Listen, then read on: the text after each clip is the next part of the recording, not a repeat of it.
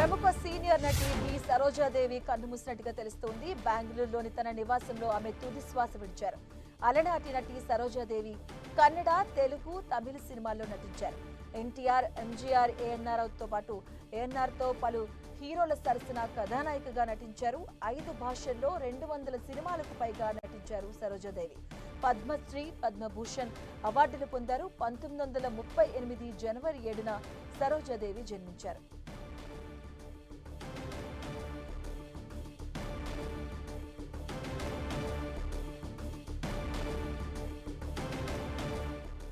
బులెటిన్లో breaking news చూస్తున్నాం. ప్రముఖ సీనియర్ నటి బి సరోజాదేవి కన్నుమూశారు. బెంగళూరులోని తన నివాసంలో ఆమె తుది శ్వాస విడిచారు. అలనాటి నటి సరోజాదేవి కన్నడ, తెలుగు, తమిళ సినిమాల్లో నటించారు. ఎన్టీఆర్, ఎంజీఆర్, ఏఎన్ఆర్ తో పలు హీరోలు సరసన కథానాయికగా నటించారు సరోజాదేవి. 5 భాషల్లో 200 సినిమాలకు పైగా నటించారు ఆమె. ఇక పద్మశ్రీ, పద్మభూషణ్ అవార్డులు పొందారు. 1938 జనవరి 7వ తేదీన సరోజాదేవి జన్మించారు.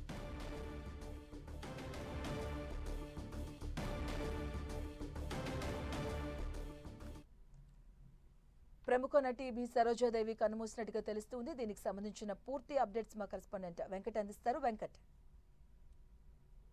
సీనియర్ నటి బి సరోజాదేవి ఈరోజు ఆమె కన్నుమూయటం జరిగింది. అయితే ఈమె దాదాపుగా సీనియర్ నటులు ఎన్టీఆర్ కానీ, ఏఎన్ఆర్ కానీ, ఎంజీఆర్ వీళ్ళతో దాదాపు చాలా సినిమాలు చేయడం జరిగింది. ఆమె తెలుగు, కన్నడ, మలయాళం, తమిళ అన్ని భాషల్లో దాదాపు 5 భాషల్లో ఆమె 200కు పైగా సినిమాలు నటించడం కూడా జరిగింది.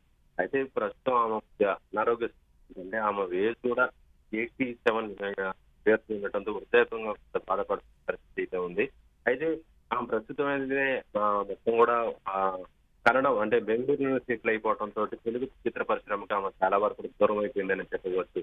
అయితే ఎప్పుడు కూడా ఏదైనా ఒక పెద్ద పెద్ద ఈవెంట్ ఏదైనా లెజెండరీ అవార్డ్స్ ఇస్తున్నప్పుడు అప్పుడు రావడం తప్ప ఆమె అయితే మాత్రం తెలుగు చిత్ర పరిశ్రమతో చాలా వరకు దూరం పరిస్థితి పోతుంది. కానీ ఆమె నటించినటువంటి సినిమాలు అంటే అలనాటి సీనియర్ ఎన్టీఆర్ కానీ, ఏఎన్ఆర్ కానీ, లేకపోతే ఎంజీఆర్ వీళ్ళతో నటించిన ఆ సినిమాలకు ఇప్పుడు కూడా టీవీలలో వస్తుంటే మాత్రం ఆమె యొక్క నటన చాలా వరకు కూడా మెచ్చుకుంటున్న పరిస్థితి అయితే ఉంటుంది. అలాంటి గొప్ప నటి ఇప్పుడు మరణించడం మాత్రం చాలా వరకు కూడా ఇండస్ట్రీకి, ముఖ్యంగా తెలుగు ఇండస్ట్రీకి మాత్రం చాలా మంది చెప్పవచ్చు. ఎందుకంటే ఇలాంటి వాళ్ళందరూ కూడా స్ఫూర్తిదాయకంగా వచ్చినటువంటి నటినట్టు అందరూ కూడా తీసుకుంటుంటారు. అలాంటి గొప్ప నటి ఏమని కూడా చెప్పవచ్చు.